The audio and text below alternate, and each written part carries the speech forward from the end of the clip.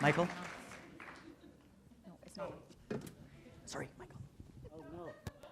There you go. Go again. By modern board game standards, the game of life, much like Monopoly, is not very good. It has this horrible runaway leader problem where the rich keep getting richer. It has really inconvenient player elimination, and as far as I know, you can't even play it more than once. Oh, wait, no, sorry, not the game of life, actual life. If actual life were released today as a modern board game, it would be universally panned. It has far too much luck, it's terribly unbalanced, and I mean, I still don't really know the rules.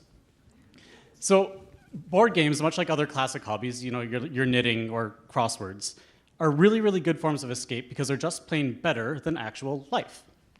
You may think of life as being or board games as having these really complicated rule sets or taking up, 2.5 standard kitchen tables, but the really good board games can allow you to have these really fun and social times with friends and family. So I'm here to say today that I think board games should be your next new hobby, because not only are they just plain better than whatever life it is you're looking to escape, but they've also never been more accessible. So we are currently in this golden age right now of board games. Board games, of course, have been around for thousands of years, but in the last 20 to 30 or so, they've really taken off in popularity and sales. The first board games were approximately invented around the same time as the first bored children, but the ancient Greeks and Romans knew the value of a good strategy game or two. Come to about the 1960s, board games generally fell into two broad categories. One of the categories was known as the Euro style. It tended to try to avoid player elimination and tried to reduce the amount of luck involved, but often sort of had maybe dry themes or wasn't really compelling as a game. Like most things that are sort of clever but boring, they tended to come from Germany. Speaking of Germany, the other side of the coin was affectionately known as Ameritrash.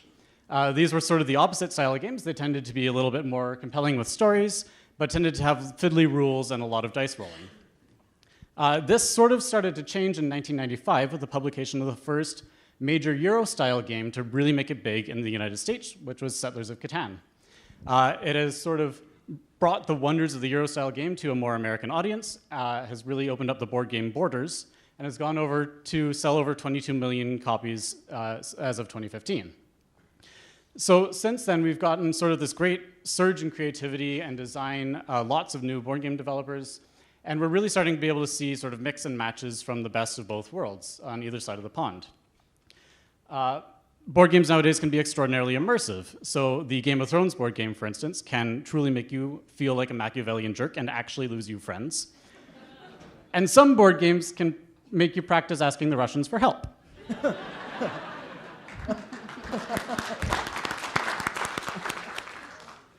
Board games can now appeal to all sorts of people. They come in all shapes and sizes and have all sorts of different themes and storylines to them. Board games are often really good for sort of that 2 to 6 player range, but great board games exist to the 30 player range and beyond. The list of the top 100 games, as ranked by BoardGameGeek.com, includes heavily asymmetrical 2-player Star Wars recreations. It involves cooperative races to cure the world's deadliest diseases, and fun social games where you try to cheat your friends.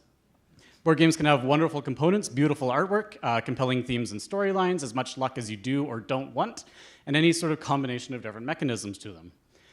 Some of the newer, cool styles of board games include cooperative board games, where either everyone can win or everyone can lose, semi-cooperative games, where one person can win or everyone can lose, and legacy-style games, where the way that you play a game once lets you permanently change the board and rep up cards so that the way you play it later is totally different.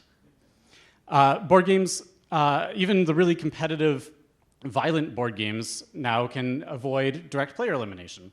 So you can keep playing, and even if you're sort of losing, you get to still play. You're not sitting around watching your friends duke it out while you're on the sidelines. Excuse me.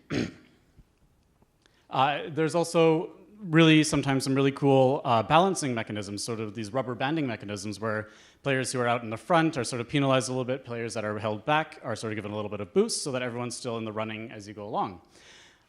Even though some people don't like chance, there are still games with dice and cards that are shuffled at the beginning of the game to sort of randomize the starting setup, but everyone's still on the even playing field, and you still get to have variations in strategy, even though you don't have to worry about blind luck. So at this point, it's probably safe to assume that I've totally convinced you that board games are awesome, and you're dying to get on board. So but how, you might ask?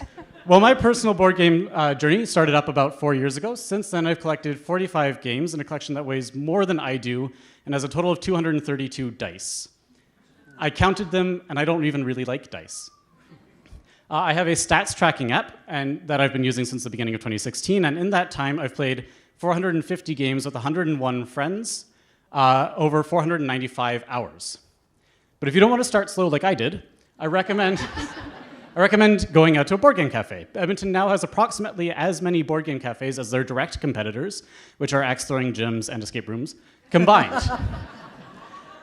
Board game cafes are a great place to pay a nominal fee, get a drink, sit down, play some games with friends. I think that they're personally really good for taking what's sort of been traditionally considered this private home activity and bringing it out into the public.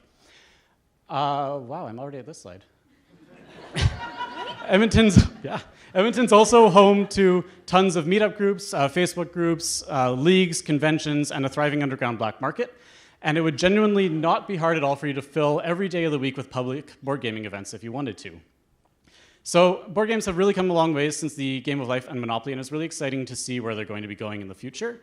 I know personally for me, board games have been sort of my go-to home social event to invite other friends over to and just sort of catch up and play a board game.